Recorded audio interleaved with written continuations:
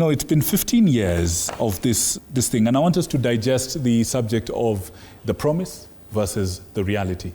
I want you to be very, very honest. I mean, this 2010 Constitution, one of the things it did is that it devolved a number of things, to the counties, including healthcare. Now, what has gone wrong, from a legal perspective or from an implementation level? What has gone wrong? Because, for example, in healthcare, people still pay heavily out of pocket. What happened? What happened to this dream that we had?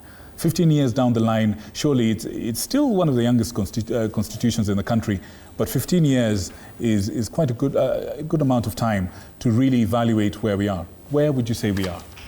Thank you so much, Victor. First, I must say that, the background under which we got the 2010 Constitution is very important, and devolution was a contested issue. If you remember, in 2010, there was a give and take.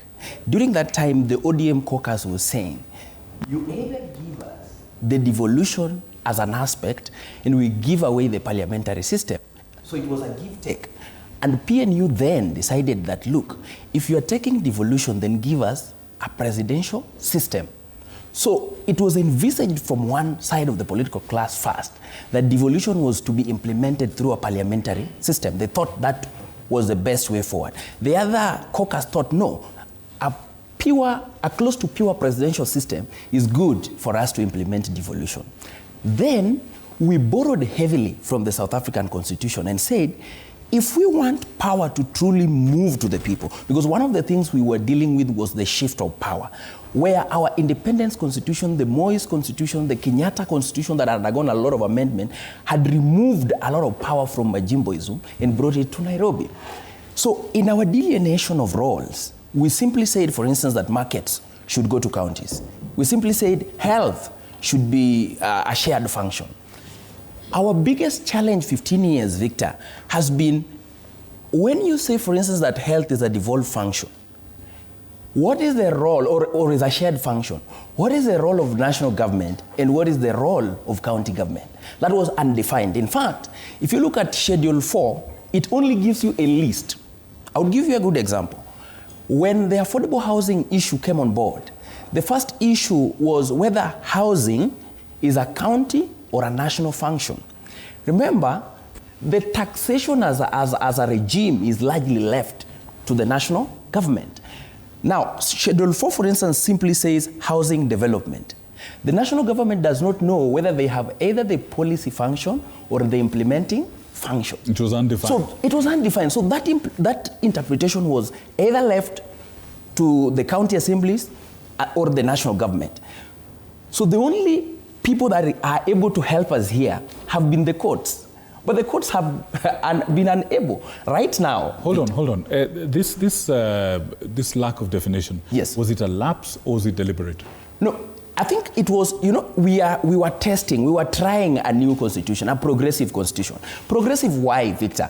Because we have not been where housing is a right. Under the old constitution, things like housing were not rights. They were actually provided in policy.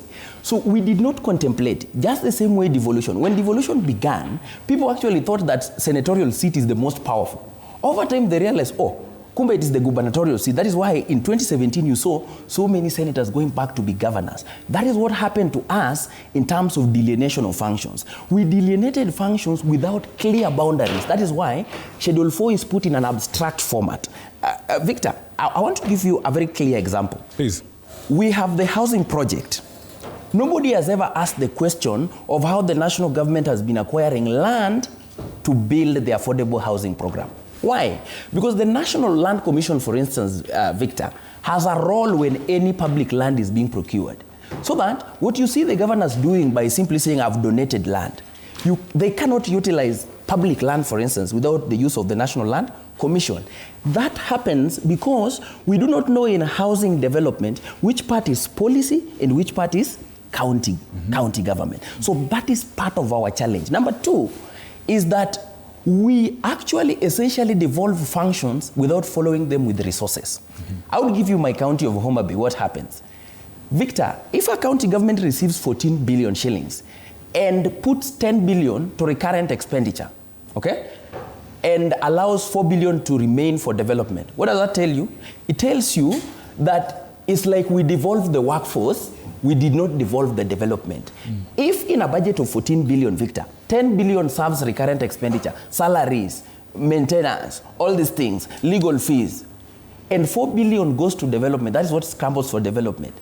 In that budget, you can already see 80% of what is devolved to recurrent expenditure and not the function. So part of our challenge is we need to reduce the labor force so that we increase the expenditure on critical functions. I see. That is another challenge that has been with us. I see. By the way, what Mr. Ndong here